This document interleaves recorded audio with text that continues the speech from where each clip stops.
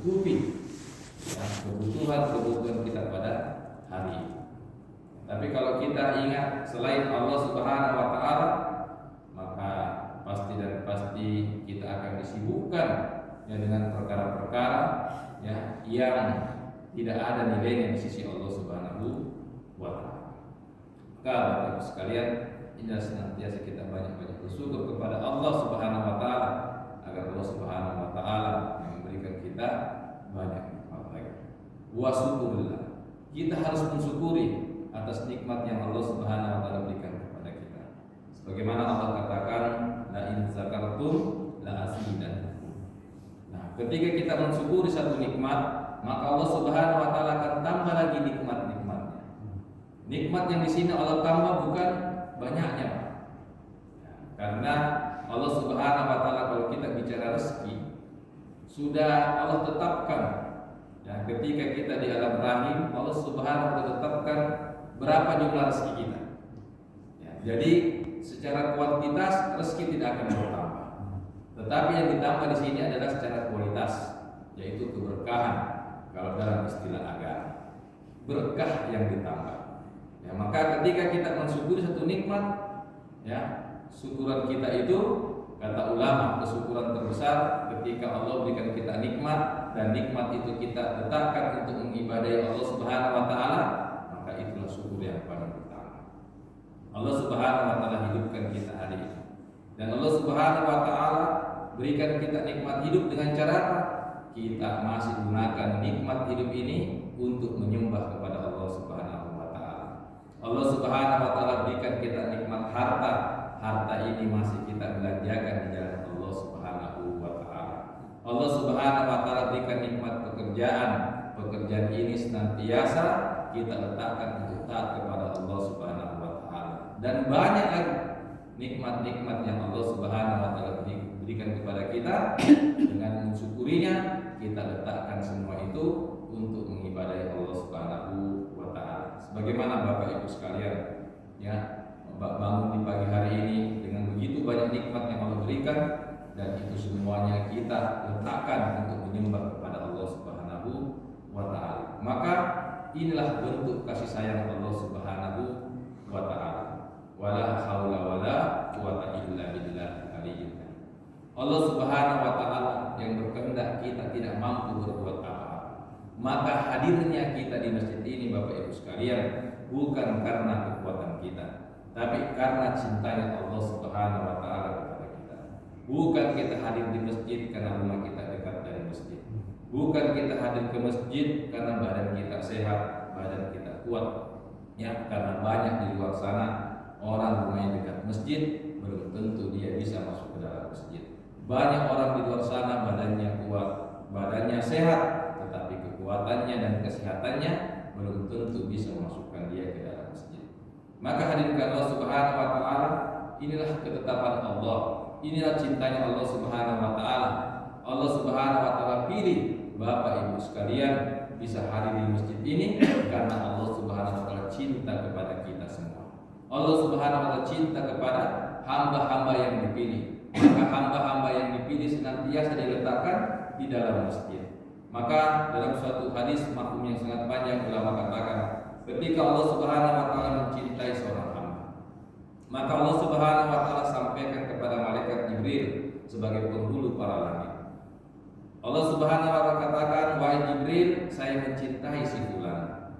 Maka Jibril alaihissalam mendengar daripada sebab Allah Subhanahu wa taala, langsung juga menyampaikan kepada seluruh penduduk langit, wahai penduduk langit, Allah Subhanahu wa taala mencintai si fulan, maka wajib engkau juga mencintai si fulan. Maka ketika penduduk langit mendengar daripada seruan Jibril alaihissalam, maka penduduk langit mensuasanai si fulan ini dengan suasana-suasana yang dicintai oleh Allah Subhanahu wa taala. Bapak Ibu sekalian, tadi ketika kita tidur enak sekali, tidur di subuhan, dingin, apalagi kalau samping kita ada istri kan, ya, maka luar biasa suasana tersebut. Tetapi karena Allah Subhanahu wa taala cinta kepada kita, Allah Subhanahu wa taala ingin menunjukkan kebahagiaan kepada kita, maka Allah Subhanahu wa taala jadikan keinginan kita untuk tidur, jadikan keinginan kita untuk malas ya, menggerakkan badan. Allah Subhanahu wa taala masukkan kekuatan kepada diri kita, bahwasanya kekuatan keinginan Allah Subhanahu wa taala lebih besar daripada keinginan kita. Maka kita disuasanain, ya. Bahkan ketika kita tidur ini, ulama katakan ada 3 ikatan yang mengikat kita. Ya, iblis itu mengikat kita 3 ikatan. Maka ketika kita bangun, ikatan pertama sudah terlepas. Ketika kita berdiri menuju ke apalagi mengambil air wudhu, maka ikatan kedua terlepas. Ketika kita sudah berwudhu, maka ikatan ketiga terlepas. Nah, ikatan ketiga ini sudah terlepas, maka akan mudahlah kita untuk, ya, menuju ke masjid. Ya. Maka Allah Subhanahu wa taala suasanakan dengan para malaikat, disuasanakan kita, maka akhirnya kita bisa masuk ke dalam masjid ini. Maka ini bentuknya bentuk cintanya Allah Subhanahu wa taala.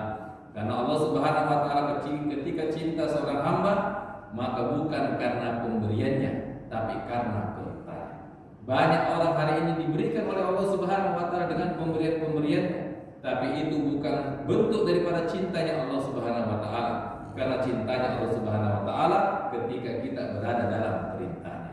Nabi sallallahu alaihi wasallam sampaikan, "Innallaha wa'id dunya liman yuhib wa liman la yuhib." Sesungguhnya Allah Subhanahu wa taala berikan ini dunia kepada orang yang dicintai maupun yang tidak dicintai. Allah Subhanahu wa taala berikan ini dunia kepada orang beriman maupun bukan orang beriman. Allah Subhanahu wa taala berikan ini dunia kepada orang Islam maupun bukan orang Islam. Allah Subhanahu wa taala berikan ini dunia kepada siapa saja. Ya, karena di sisi Allah Subhanahu wa taala dunia hanya seperti tidak lebih 11 sayapnya.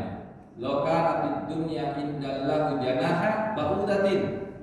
Kata Nabi sallallahu alaihi wasallam, ya sekiranya, ya, dunia ini, ya, Allah Subhanahu wa taala berikan cuma 11 sayap nyamuk saja, ya, maka Allah Subhanahu wa taala haramkan orang kafir minum air walaupun seteguk di dunia ini.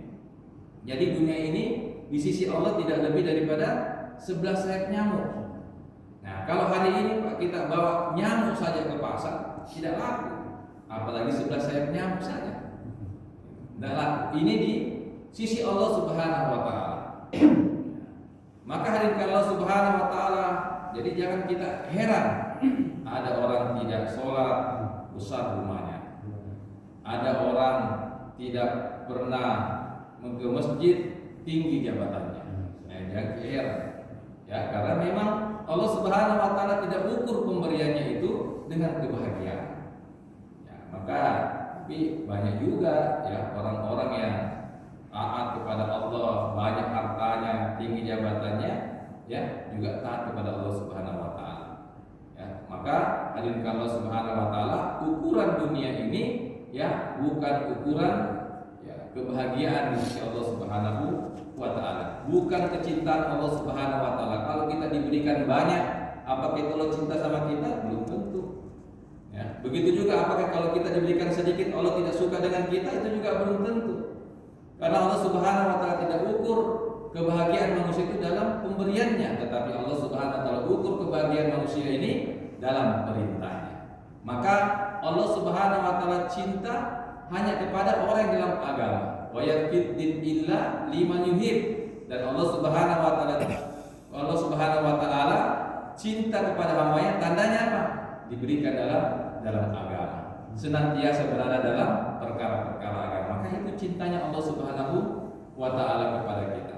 Maka hadirin Allah Subhanahu wa taala, Nabi sallallahu alaihi wasallam sudah menggambarkan bahwasanya kebahagiaan, kesuksesan, kejayaan, kehidupan di dunia yang sementara dan akhirat yang selama-lamanya Allah Subhanahu wa taala nyatakan dalam perkara amal-amal agama saja. Allah letakkan dalam perkara-perkara agama.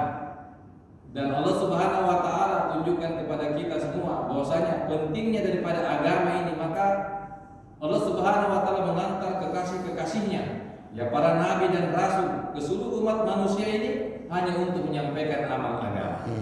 Tak ada satupun daripada nabi dan rasul ini ketika menjumpai daripada manusia yang disampaikan adalah tentang keduniaannya, tapi disampaikan tentang agamanya. Bagaimana manusia ini, ya, taat dengan Allah Subhanahu wa taala. Ya, sebagaimana Nabi Sulaiman alaihissalam, nabi yang kaya, Nabi Sulaiman raja, walaupun paling kaya, tapi Nabi Sulaiman tidak pernah menyampaikan kepada kaumnya, wahai kaumku, kalau mau bahagia, mau sukses di dunia yang sementara dan di akhirat yang selama-lamanya, kaya seperti saya. Tidak pernah menyampaikan seperti itu. Begitu juga Nabi Daud alaihissalam, seorang nabi yang tentara. Kenapa dikatakan tentara? Karena pertama yang menciptakan baju perang. Tapi tidak pernah juga Nabi Daud alaihissalam menyampaikan kepada kaumnya, kalau mau bahagia, mau sukses di dunia, jadi tentara kayak saya. Begitu juga ya Nabi Yusuf alaihissalam, ya, seorang nabi yang pejabat. Perdana Menteri juga tidak pernah menyampaikan kalau mau bahagia jadi pejabat. Ya, begitu juga Nabi Isa alaihissalam, seorang nabi yang miskin. Ya, karena dikisahkan oleh ulama bahwasanya Nabi Isa ini apa yang melekat di badannya itu hartanya. Tapi Nabi Isa tidak pernah menyampaikan, wahai kaumku, kalau mau bahagia, mau sukses, ya miskin kayak saya. Tapi seluruh nabi-nabi, Bapak Ibu sekalian Allah Subhanahu wa taala, yang disampaikan, ya qaumi inni haza nadhirun mubin, wahai kaumku, ya saya adalah pemberi peringatan yang nyata. Anibudullah, sembahlah Allah, beribadahlah kepada Allah, wattaquhu, bertakwalah kepada Allah, wa atiun, ikutilah aku.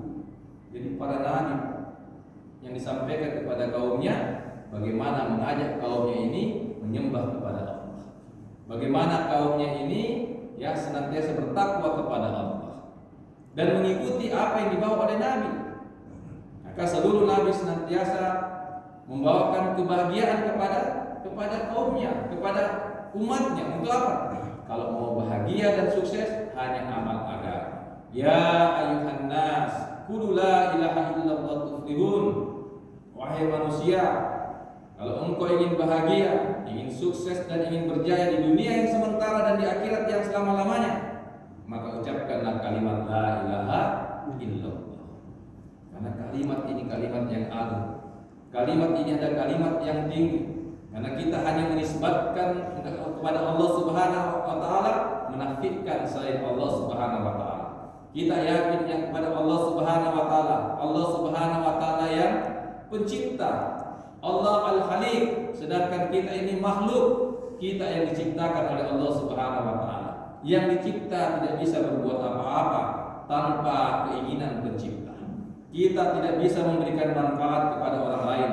Kita tidak bisa memberi mudarat kepada orang lain kalau tidak disetujui oleh Allah Subhanahu wa taala. Kalau tidak ditetapkan oleh Allah Subhanahu wa taala. Karena kenapa? Karena kita dicipta. Allah Subhanahu wa taala Al-Malik, Dialah yang kuasa. Sedangkan kita ini dikuasai Allah Subhanahu wa taala. Kita tidak bisa kuasa sama sekali tanpa ketetapan Allah Subhanahu wa taala. Allah Subhanahu wa taala Ar-Razzaq, Dialah yang memberikan rezeki. Sedangkan kita ini mansub, yang diberikan rezeki. Kita tidak bisa memberikan rezeki kepada istri kita. Orang tua tidak bisa memberikan rezeki kepada anaknya. Pekerjaan tidak bisa memberikan rezeki. Tetapi yang memberikan rezeki adalah Allah Subhanahu wa taala. Karena Allah Subhanahu wa taala sudah menetapkan rezeki kita. Maka kita ini Pak, rezeki kita itu sudah ditetapkan sama Allah Subhanahu wa taala. Ya, kita ini sudah tahu berapa rezeki kita. Kalau habis rezeki kita, selesai turun hidup di dunia. Ya, sebagaimana Nabi sallallahu alaihi wasallam sampaikan, inna nafsan la tamut hatta tastamila rizquha. Ya, bahwasanya ya manusia ini kalau sudah habis kalau sudah mati berarti habis juga rezekinya. Gitu. Jadi jangan kalau banyak cari rezeki habis cepat habis. Ya. Pernah saya dengar Bapak Ibu sekalian, ya, ulama mengatakan pernah ada orang jatuh dari mana? Dari lantai 6 di Mekah waktu itu. Jatuh, tuh pekerja-pekerja gedung itu hotel jatuh. Gitu dia jatuh. Langsung dikerumuni hidupnya. Jadi tidak mati rupanya. Dikasih sadar, kasih tenang-tenang. Tidak apa-apa katanya. Masih bagus badannya. Dia terus ya, agak bincang-bincang gitu. Akhirnya udah selesai. Saya mau minum, haus katanya.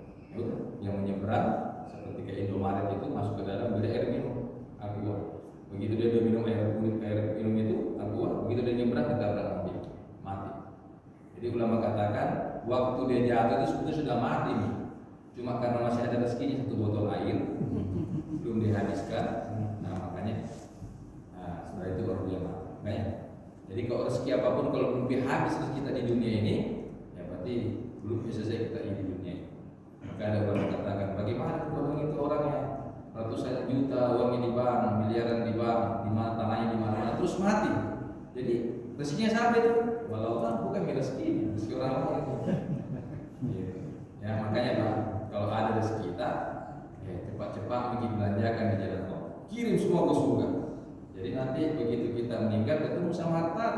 Jangan sampai kita pagi siang malam usahakan harta, tapi tidak ketemu di surga. Nah ini yang apalagi yang kalau kita bilang yang celaka. Ya setiap hari kita usahakan, tapi tidak ketemu di surga. Karena rezeki itu ada 3, apa yang kita makan habis, apa yang kita pakai, apa yang kita kirim ya ke akhirat. Nah, alhamdulillah ini masjid katanya masalah berkat daripada ya kerjasama warga di sini. Salah satu bentuk kita punya harta kita kirim. Ya banyak jalan kirim di masjid, kirim di mana, kirim ke anak yatim, kirim ke orang-orang yang butuh bantuan, kirim ke orang-orang yang fisabilillah, kirim ke orang-orang pesantren banyak. Ya kita kirim kebaikan karena kenapa? Ya biar kita ketemu dengan harta kita di akhirat. Maka hadirin Allah Subhanahu wa taala. Maka kebahagiaan itu ketika kita berada dalam perintah Allah Subhanahu wa taala. Maka para seluruh nabi mengajak kepada Allah Subhanahu wa taala, menanamkan keyakinan kepada kita bahwasanya selain Allah Subhanahu wa taala tidak berikan kebahagiaan. Walaupun seluruh penduduk bumi ini, ya, seluruh penduduk berkumpul menjadi satu memberikan manfaat kepada kita, tapi Allah Subhanahu wa taala katakan tidak, maka tidak akan ada manfaat. Begitu juga kalau seluruh makhluk ini berkumpul di satu memberikan mudarat kepada kita, mau menghancurkan kita. Tetapi kalau kata Allah Subhanahu wa taala tidak, maka tidak akan terjadi. Maka inilah kita mau tanamkan keyakinan kita kepada Allah Subhanahu wa taala. Bahwasanya ya apapun kehidupan kita ini semuanya bergantung kepada Allah Subhanahu wa taala. Maka kalau kita sudah yakin kepada Allah Subhanahu wa taala, ya, yakin kita lurus kepada Allah Subhanahu wa taala, maka Allah Subhanahu wa taala akan masukkan ke dalam diri kita sifat-sifat yang baik, sifat qanaah, sifat takwa, ya, dalam hati kita, sehingga kalau sifat ini sudah masuk dalam kehidupan kita, maka kita akan mudah melaksanakan perintah-perintah Allah Subhanahu wa taala. Nah, kalau kita sudah mudah melaksanakan perintah Allah Subhanahu wa taala, maka pasti Allah Subhanahu wa taala akan datangkan suasana dan keadaan dalam kehidupan kita yang baik. Karena kenapa? Karena Allah Subhanahu wa taala ridho kepada kita. Kalau Allah ridho kepada kita, itu tadi apapun suasana keadaan apapun yang kita inginkan, pasti Allah Subhanahu wa taala hadirkan dalam kehidupan kita. Ya, kalau iman kita ini lurus, pasti amal kita juga akan lurus. Nah, kalau amal kita lurus, maka Allah Subhanahu wa taala akan ridho kepada kita. Maka ketika Allah ridho kepada kita, maka suasana dan keadaan juga akan menjadi baik. Balik kalau iman rusak, pasti amal-amal rusak. Kalau amal-amal rusak, pasti datang kemurkaan Allah. Nah, kalau murka Allah sudah datang, suasana dan keadaan pun juga akan tidak menjadi baik. Maka hadirin Allah Subhanahu wa taala, jadi untuk menentukan kebaikan dalam kehidupan kita ini dan apa yang ada di luar kehidupan kita ini, maka yang paling penting adalah perkara iman. Iman yang paling sangat penting. Nah, karena iman inilah ya yang senantiasa diusahakan oleh Nabi Shallallahu alaihi wasallam ya selama 13 tahun di Mekah, bagaimana mengusahakan daripada keimanan ini. Ya, dimasukkan daripada iman dalam diri-diri sahabat. Bagaimana iman ini masuk? Ya, bagaimana sahabat dipersiapkan untuk menjadi orang-orang yang terbaik. Makanya disiapkan dulu imannya. Ya, sehingga dikatakan ta'allamul iman summa wa ta'allamul Quran. Maka sahabat senantiasa mengatakan seperti itu. Saya belajar iman dulu, baru belajar Al-Quran. Karena kenapa? Kalau iman sudah kuat, maka apa yang menjadi perintah Allah, maka akan mudah dilaksanakan. Tapi kalau iman kita lemah, maka juga akan lemah melaksanakan perintah-perintah Allah Subhanahu wa taala. Sebagaimana ulama katakan ketika zaman sahabat, ketika iman sahabat ini sudah kuat, iman sahabat itu sudah terhunjam dalam hati-hati mereka, maka ketika ada perintah Allah melalui Nabi SAW, maka sahabat ini akan senantiasa menjadikan prioritas perintah itu daripada keinginan-keinginan sahabat. Maka ketika saat di Mekah dulu, di Madinah dulu, zaman-zaman itu kafir Quraisy, zaman-zaman jahiliyah dulu merupakan tradisi minum minuman keras. Khamar itu tradisi. Jadi sebelum turun ayat larangan tentang khamar, maka sahabat itu sebelum sholat dan setelah sholat minum minuman keras dulu.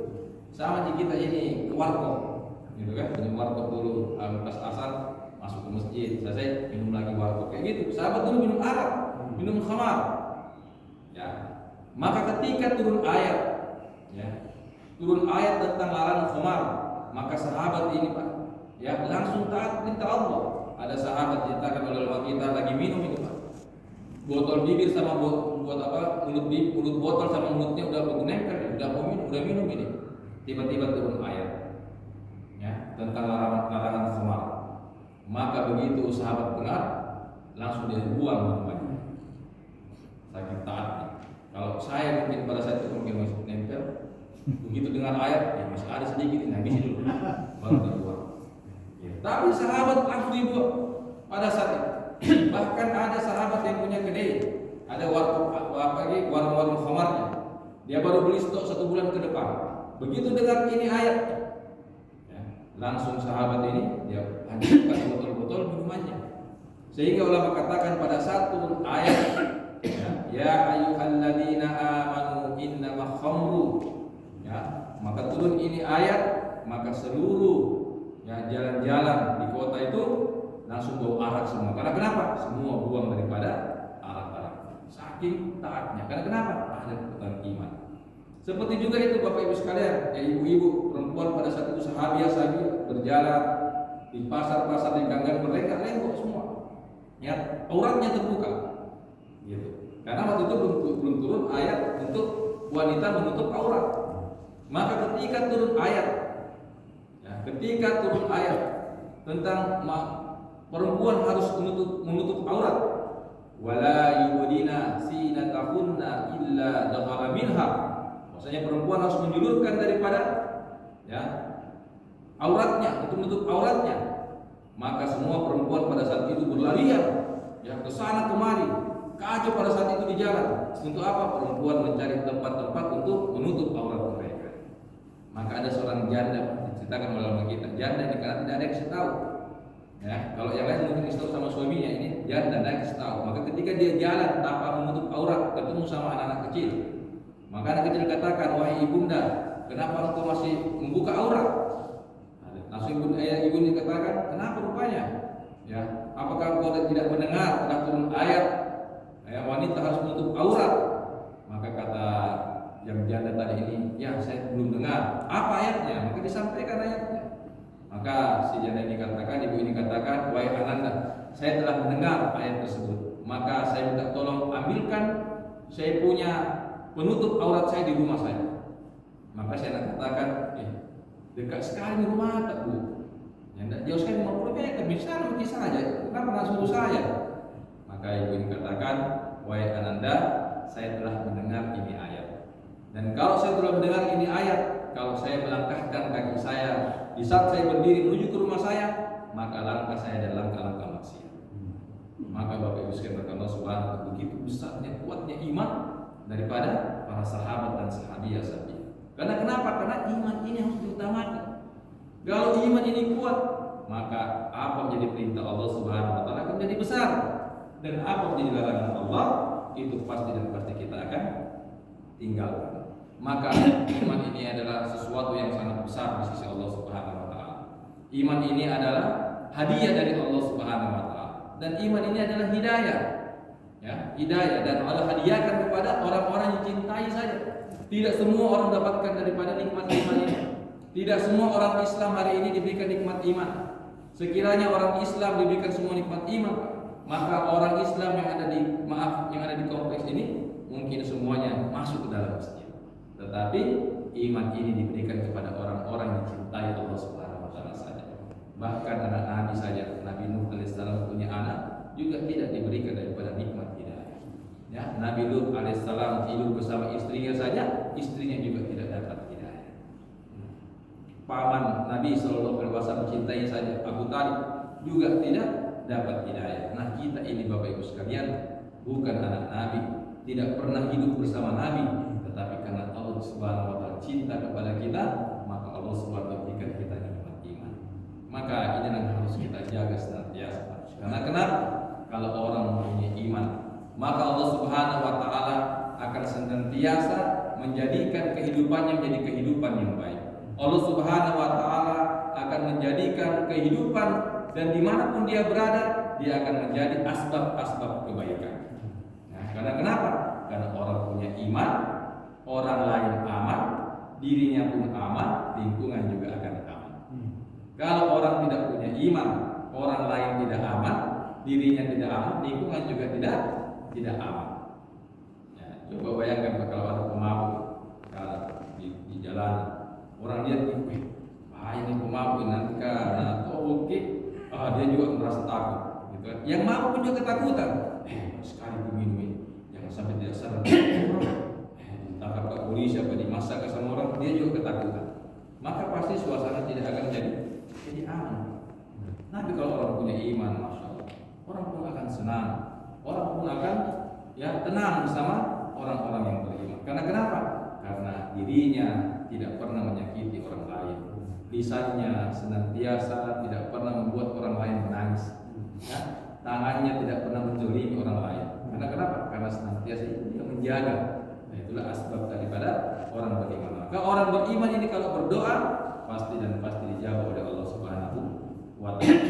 Ya, maka Bapak Ibu sekalian Allah Subhanahu Wa Taala, ya, iman ini sangat penting sekali karena memang iman ini menyebabkan aman, keimanan, keamanan. Jadi memang saudara, kalau mau aman yang terpatah ini, memang harus tingkatkan namanya iman.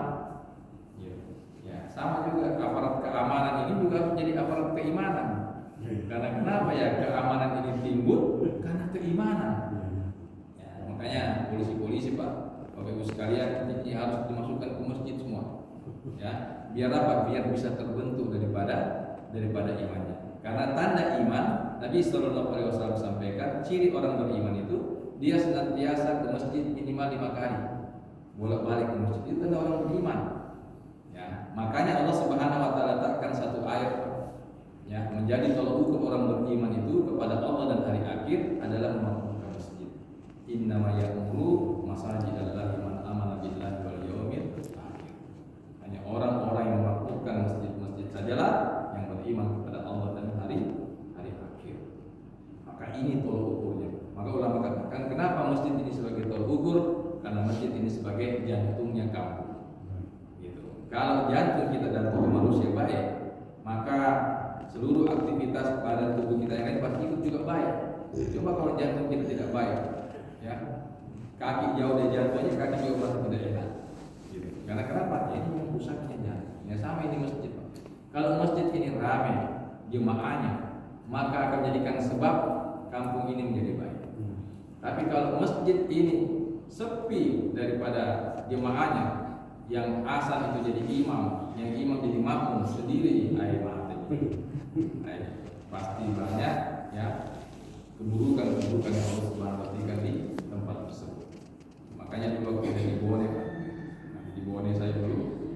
Jadi kalau lagi anggota mau patroli, yang pertama saya tekankan kalau mau patroli lihat masjidnya dulu.